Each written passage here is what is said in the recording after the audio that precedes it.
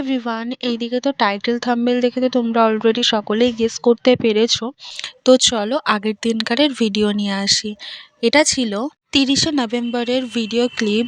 এটা 30শে নভেম্বরের video footage নেওয়া ছিল। ওই দিনকার এইসব ডেকোরেটার্সের মাল এসেছিলো, সেগুলোই আর কি নিচ থেকে এখন উপরে তুলে নিয়ে যাওয়ার পালা। কি কারণ কি বৃত্তান্ত সেটা বলছি, ভিডিওটা শেষ অবধি দেখো। আই হোপ আজকের ভিডিওটা দেখতে তোমাদের অনেক ভালো লাগবে। ডিসেম্বর ১, ২০২৪, দিনটা রবিবার। গুড মর্নিং এভরিওয়ান, সকাল থেকে ভিডিওটা স্টার্ট করলাম। অ্যাকচুয়ালি আজকের ভিডিও ফুটেজগুলো টোটালটাই ম্যাক্সিমামটাই ছোটকা শ্যুট করেছে। আর এই দিকে সকালের তো রান্নার জন্য রাঁধুনি, জেঠু এবং তার হেল্পার সকলেই চলে এসছে। আর এই দিকে দেখো যথাক্রমে পটল কাটা হয়ে গেছে। আর কি বৃত্তান্ত না কি সবই বলবো। হ্যাঁ, অবশ্যই বলবো। শনিবারের দিনের ওইটুকুনি ফুটেজটা ছিল, সেটা তোমাদের সাথে শেয়ার করেছিলাম। আর আজকে রবিবারের ভিডিও ফুটেজ, ডিসেম্বরের ১ তারিখে এই ভিডিওর ফুটেজগুলো।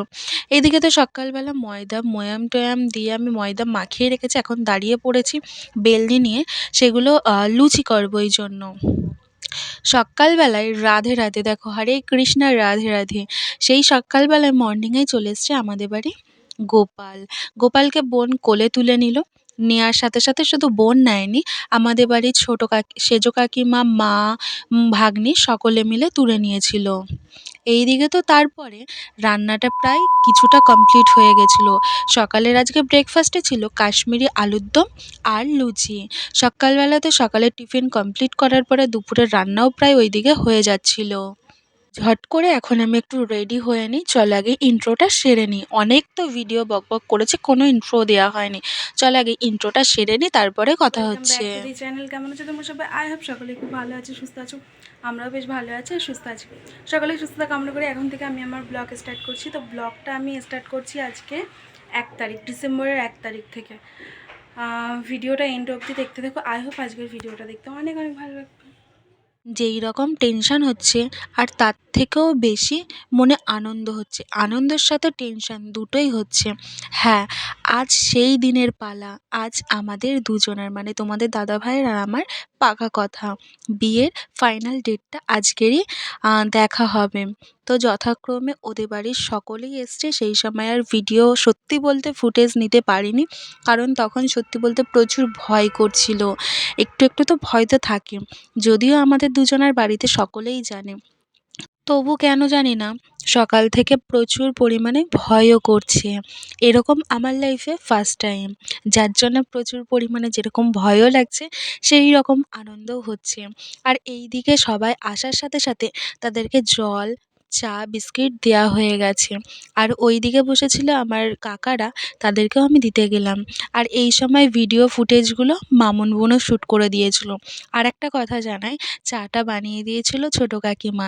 তার প্রশংসা না করলেই নয়, কারণ সত্যি বলতে আমাদের বাড়িতে ছোটো কাকিমা খুবই সুন্দর চা করে।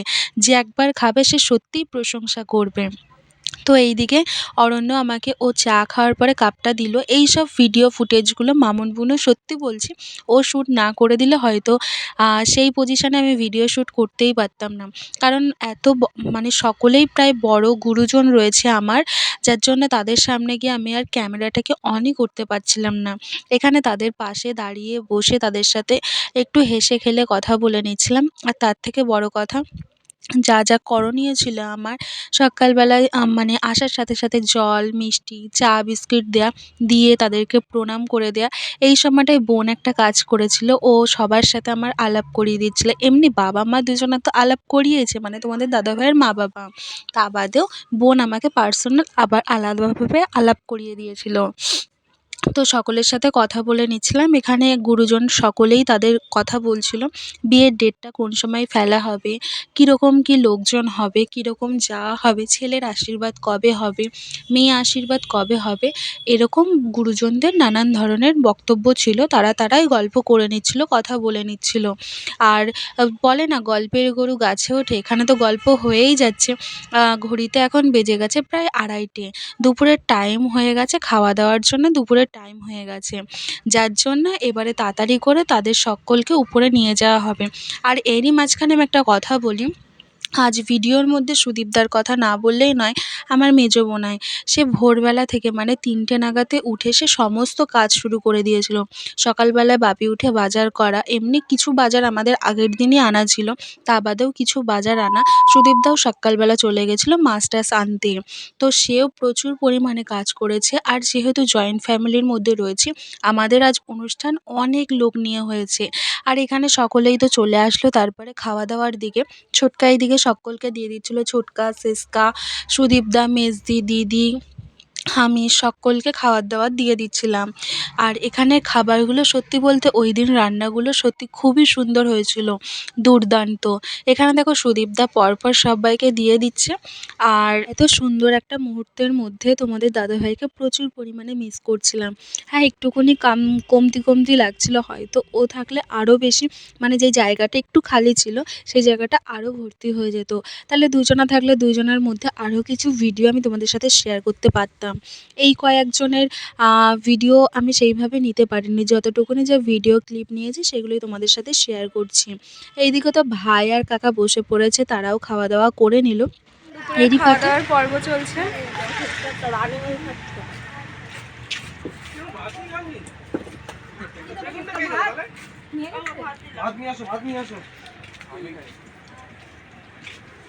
ছোট কাকিমা, বোন, মা, সুদীপ ভাই দিচ্ছে।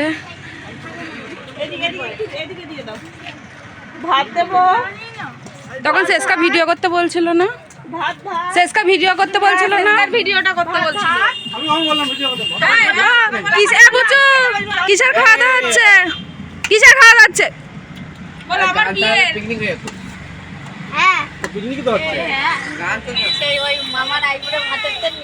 এদিকে তো আমাদের বাড়ির সকলেও খেতে বসে গেছে, আর সাথে সাথে আমিও বসে পড়েছিলাম।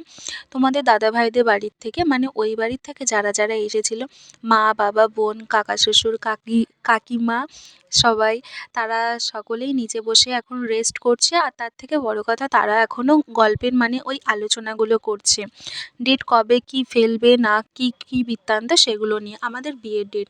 এখানে আমাদের বাড়ির সকলেই বসে পড়েছে কম বেশি। এখন ঝটপট করে সবাই খেয়ে দিয়ে নিচে চলে যাব।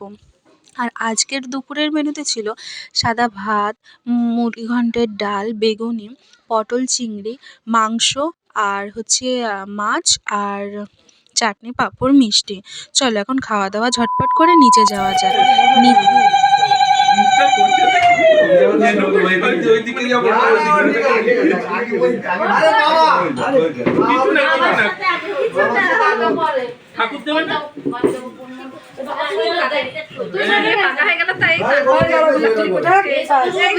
কেমন নুন বাদ দেওয়ার মতো মনে হচ্ছে, কেন বলেন তো?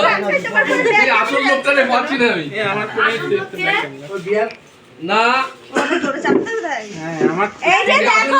গেল ঠিকঠাক হয়ে গেছে, সবাই কোলাকুলি করছে। ঠিক আছে, ঠিক আছে। একদম প্রণাম করবি না, আসল লোকটাই খুঁজে পাচ্ছি না। না ওই যে তোমা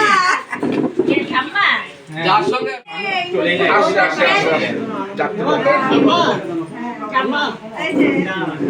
এই যে আমাদের এদিকে তো এত সুন্দর একটা মুহূর্ত, মানে আমি সাউন্ড মানে ভয়েস ওভার দিতেই পারছি না। কি সুন্দর একটা মুহূর্ত, যেটা ক্যামেরা বন্দি করে আজকে আমি তোমাদের সাথে শেয়ার করছি। বিয়ের ডেট ফাইনাল হয়ে গেল, এমনকি সমস্ত কিছু ফাইনাল হয়ে যাওয়ার পরে তাদের যা নিয়মকানুন ছিল সেগুলো করলো, করার পরে এই যে কোলাকুলি করা আর কি, আলিঙ্গন করা, সেটাই আর কি করে নিচ্ছিল। এইদিকে বেআইও করে নিয়েছিল, আর ওইদিকে বিয়ানরাও করে নিচ্ছিল। বেশ সুন্দর একটা মুহূর্ত ছিল। জাস্ট এই ভয়েসগুলো, মানে ওই সময়ের মুহূর্তগুলোর সাথে আমি কোনো ভয়েস দিতে পারছি না, জাস্ট অটোমেটিক সেই মুহূর্তে চোখ থেকে জল পড়ে যাচ্ছিল। আর বলে না খুশির আঁসু, সেটাই হয়েছে আমার সাথে। আর সেই মুহূর্তে তোমাদের দাদা ভাইয়ের বাবা এবং মা, মানে আমার হবু শ্বশুর মশাই এবং শাশুড়ি মা মানে মামনি, তারা দুজনা এসেই আমার পাশে দাঁড়িয়েছিল, চোখের জল মুছিয়ে দিচ্ছিল। আর দুজনাই বলছে যে বেশি চিন্তা করো না, টেনশন করো না, বেশি দূরত্ব না এখান থেকে, এইটুকুনি, তোমার যখন ইচ্ছা তুমি চলে আসবে, যখন ইচ্ছা করবে তুমি আসবে, তোমার কোনো অসুবিধা নেই। এইটুকুনি যেন আমার কাছে অনেক পাওয়া। আমি জানি তারা কোনো কিছু বলবে না, তবুও সেই সময় আনন্দেই চোখে জল চলে এসেছিল। আর সত্যি বলতে এখন তারা চলে যাচ্ছে, আগিয়ে দিতে বেরোচ্ছি। আমাদের বাড়ির প্রত্যেকেই বেরিয়েছে তাদেরকে আগিয়ে দিতে যাবে বলে। আর এখানে একটুখানি গল্প করে নিচ্ছিল যে এখনও তো আরও দিন পড়ে আছে, বেয়ান বেয়াই সবার সাথে কোলাকুলি করে নিচ্ছিল, মানে আলিঙ্গন করে নিচ্ছিল। চলো এখন যাওয়া যাক। আর এত সময় পরে দেখো আমার মুখে কত বড় একটা স্মাইল। সত্যি বলতে এগুলো বুনু একটু ক্যামেরাবন্দি করেছে। আর বেশ সুন্দর একটা পরিবেশ তৈরি হয়েছে, খুবই ভালো লাগছিল। আর সকলেই রাস্তায় চলে এসছে, বেশি দূরত্ব না যেহেতু বাড়ির থেকে আমাদের রাস্তা, যার জন্য সকলেই চলে এসেছিলো আগিয়ে দেওয়ার জন্য। এখানে তারা ভ্যান দাঁড়িয়ে পড়েছে, তারা সকলেই উঠে যাবে। আর এই দিকে দেখো ফাইনাল আমাদের মানে কাজ চলছে আর কি, যার কথা সকাল থেকে না বললেই নয় সুদীপদা। এইদিকে তো আমি চলে গেছিলাম তাদেরকে আগিয়ে দিতে যাব বলে, আর সেই উপরে যা বাসনপত্র ছিল সব মাজা ধোয়া করছে। আর এইদিকে ছাদটাও ঝাড় দিয়ে নিচ্ছিলাম, সুদীপদা জল দিয়ে দিয়েছিল, আর ছোটকাই লাস্ট পজিশনের মিষ্টিটা বেঁচেছিল সেটাও খেয়ে নিল। যাই হোক, ভিডিওটা আমি এত দূরেই রাখলাম। ভিডিওটা কেমন লাগলো কমেন্টে জানাবে।